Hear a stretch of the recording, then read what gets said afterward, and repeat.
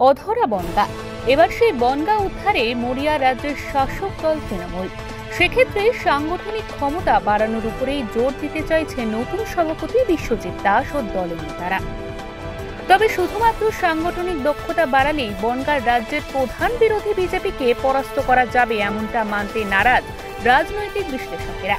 তাদের মতে সাংগঠনিক দক্ষতা বাড়ানোর পাশাপাশি রাজনৈতিক ও ব্যক্তি স্বচ্ছতা এবং অন্যান্য মোহ ছেড়ে দলের প্রতি একনিষ্ঠভাবে কাজের মানসিকতা বাড়াতে হবে।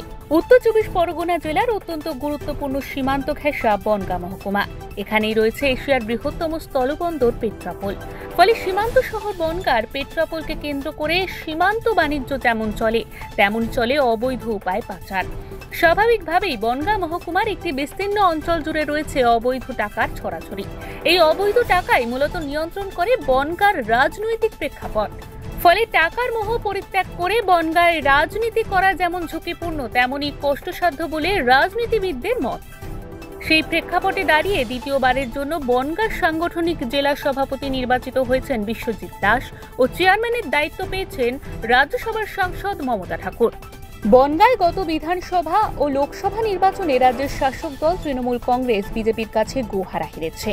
মতুয়া অধ্যুষিত বনগাঁ সাংগঠনিক জেলায় রয়েছে বনগাঁ, গাইঘাটা, বনগাঁ উত্তর, বনগাঁ দক্ষিণ ও স্বরূপনগর বিধানসভা।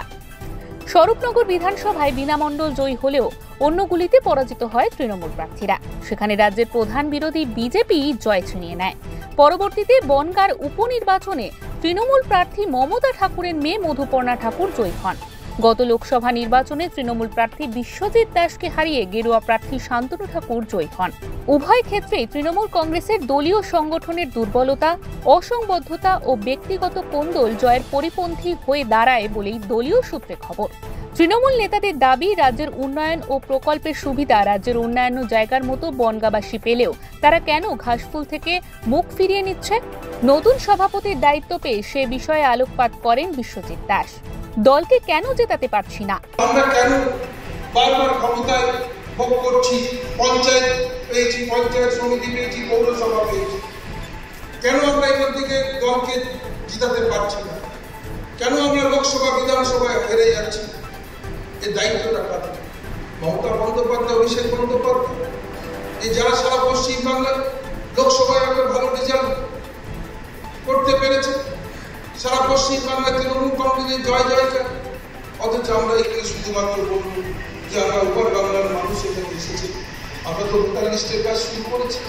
নিশ্চিতভাবে আমি বলবো আপনাদের মিটিং আবার ডাকবো যে ভোটার লিস্টের কাজ আমাদের 90% প্রায় সমাপ্ত পথ, আর যেটুকু বাকি আছে আমি আপনাদের দায়িত্ব নিয়ে বলি আগামী এই মাসের মধ্যে কোনো ভোটার লিস্টের যারা বিএলএর দায়িত্বে রয়েছে আমি অনুরোধ রাখবো একটি জায়গাগুলো আমাদের 1% কম না থাকে সেইগুলো কিন্তু আপনাদের পূরণ করতে হবে। এবং অনেক ব্লক সভাপতি রয়েছে যদি জনসংযোগের অভাব, আমি আমরা ফেসবুকে লিখেছিলাম দায়িত্ব দেবার পরে নিশ্চিতভাবে অনেকের সাথে আমার খুব মধুর সম্পর্ক, একজন পার্টির সহকর্মী হিসাবে আমার সঙ্গে পারিবারিক সম্পর্ক থাকে, কিন্তু অনেক ব্লক সভাপতিরা রয়েছে আমি অনেক মানধনেরও করেছি, বাধ্যতামূলক করতে বাধ্য হয়েছিলাম দলের স্বার্থে।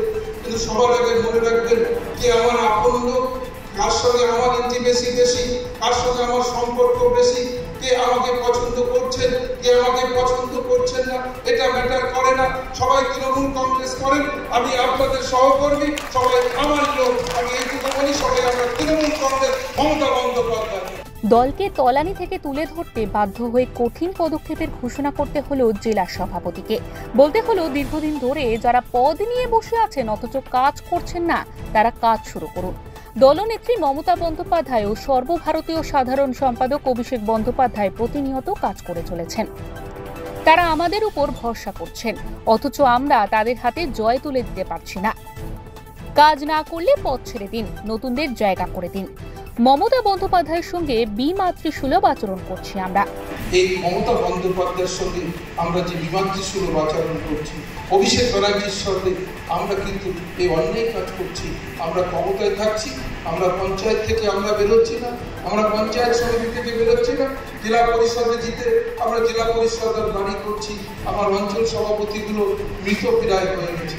ব্লক সভাপতিদের আমি অনুরোধ রাখছি যে আপনারা যেভাবে কাজ করছেন, সামনে 21শে জুলাই এই দিনটিকে সামনে রেখে আপনারা শুরু করে দিন, আপনারা বসে থাকবেন না।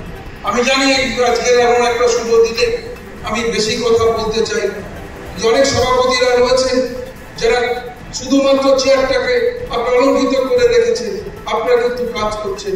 অনেক অঞ্চল সভাপতি রয়েছে, তারা কোনো কাজ করছেন না। বুথ সভাপতিরা শুধুমাত্র চাইছেন সরকারি দল, এই দলের শুধুমাত্র আমার একটা পদ দরকার, আর কিছু দরকার নেই। সভাপতি সুরেই সুর মেলালেন বনগাঁ পুরসভার পুরপ্রধান গোপাল শেঠ। তিনি বলেন, হিন্দুত্ববাদে মমতা বন্দ্যোপাধ্যায়, ইমরানদের মুসলিমবাদে মমতা বন্দ্যোপাধ্যায়, খ্রিস্টানরা বলছেন আমাদের সেন্ট পল ক্যাথলিকদের বিরুদ্ধে দাঁড়িয়ে বলছেন মমতা বন্দ্যোপাধ্যায়, শিখরা বলছেন মমতা বন্দ্যোপাধ্যায়, বাংলা থেকে অভিষেক বন্দ্যোপাধ্যায় বলছেন যে ভারতবর্ষের যে প্রতিনিধি দল যাচ্ছে ভারতবর্ষের কথা বলতে, সেখানে প্রত্যেক রাজনৈতিক দলের কাছে সেই বার্তা পৌঁছে দিতে হবে, তারাই পাঠাবে। শুনতে পাচ্ছি মমতা বন্দ্যোপাধ্যায়ের কাছে ওদের সেই বিদেশ মন্ত্রী ফোন করেছে, দিদি বলেছে অভিষেক বন্দ্যোপাধ্যায় যাবে। এটা হাততালি দিয়ে বলল কিনা? আমরা সত্যিকারের যদি আমরা কর্মী হই, নির্বাচনে প্রত্যেক নেতৃত্ব, এখানে বলো কোনো কর্মী নেই, এখানে সবাই বলো নেতা রয়েছে।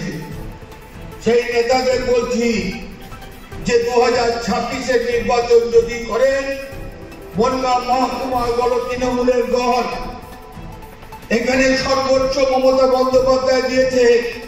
বনগাঁ শহরের রাস্তা একটাও বাকি নেই, বনগাঁ শহরের প্রায় 30,000 আলো জ্বলছে, স্বাস্থ্যসাথীর কার্ড হয়েছে, লক্ষ্মীর ভান্ডার হয়েছে, সবাই লোন পাচ্ছে, বার্ধক্য বিধবা ভাতা পাচ্ছে। তাহলে অসুবিধাটা কোথায়? আমাদের কাউন্সিলরদের দায়িত্ব নিতে হবে, ওয়ার্ড প্রেসিডেন্টদের দায়িত্ব নিতে হবে, যৌথভাবে সমস্ত মানুষকে ডেকে আমাদের সেই কাজটা করে বিশ্বজিতের পরামর্শ শুনে, মমতা ঠাকুরের পরামর্শ শুনে এবং সাংগঠনিকভাবে ঐক্যবদ্ধভাবে সেটাকে তারা আমাদের কাছে পৌঁছে দিলে সেই কাজটা আমরা করলে আমরা জিতব। আসুন সেই লড়াইয়ে সামিল হই। 2026-এ মমতা বন্দ্যোপাধ্যায়ের কাছে বনগাঁ মহকুমা সহ সর্বনগরকে তুলে দিয়ে বলি, দিদি তোমার বনগাঁ তোমার কাছে আছে, তুমি আমাদের মা, তুমি আমাদের স্বভাব ছেড়া মা, তুঝে সালাম মা, তুঝে সালাম মা, তুঝে সালাম। এই কথাটা আমরা বলতে চাই। তাই এই বিনীত আবেদন রেখে আমরা হাতে হাতে বিশ্বজিৎ দাস, মমতা ঠাকুর এবং শাখা সংগঠনের যে নেতারা আছেন তাদের সঙ্গে থেকে আমরা বনগাঁ আজকে সাব ডিভিশন এবং সর্বনগর জিতব। জয় মমতা বন্দ্যোপাধ্যায়, জয় অভিষেক বন্দ্যোপাধ্যায়, জয় তৃণমূল কংগ্রেস।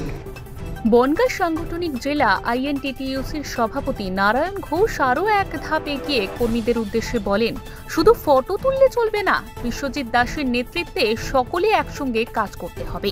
জেলা সভাপতি একটা কথা বলছিল, দরজা দিয়ে এসে ছবি দেখিয়ে চলে যাচ্ছে, ওটা বাস্তব। আমরা আমাদের দিয়ে বলি, আমি যদি এই ফটো তুলে চলে যাই তাহলে দলটা কি থাকবে? ফটো তোলার জন্য কি আমরা কেউ এসছি? আজকে মমতা বন্দ্যোপাধ্যায় যদি 26 সালে ক্ষমতায় না আসে, কেউ কি আমরা এইভাবে পারবো? এভাবে কি পারবো? আপনারা বলতে হবে। আসেন মিছিল মিটিংয়ে, অনেকেই আসে, অনেকে দেখি ছবি তুলে চলে যায়, ছবি ছাড়ে সেটাও দেখি।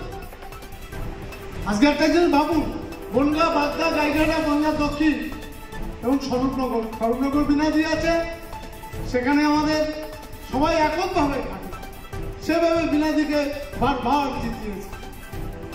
বাগদা নিয়ে ভাবুন তো, উপনির্বাচনে কারা ভোটটা করলো?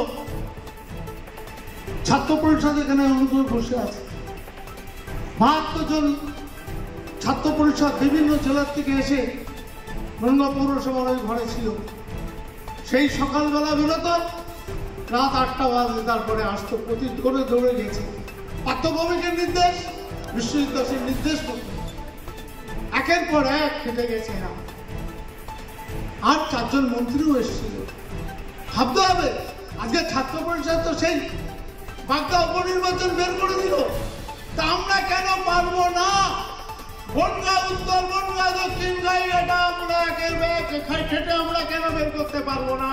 আজকে এখান থেকে শপথ নিতে হবে, সবাই মিলে খেটে আমরা বনগাঁ উত্তর, বনগাঁ দক্ষিণ, গাইঘাটা আমরা বের করে দেবো। প্রতিজ্ঞাবদ্ধ হন।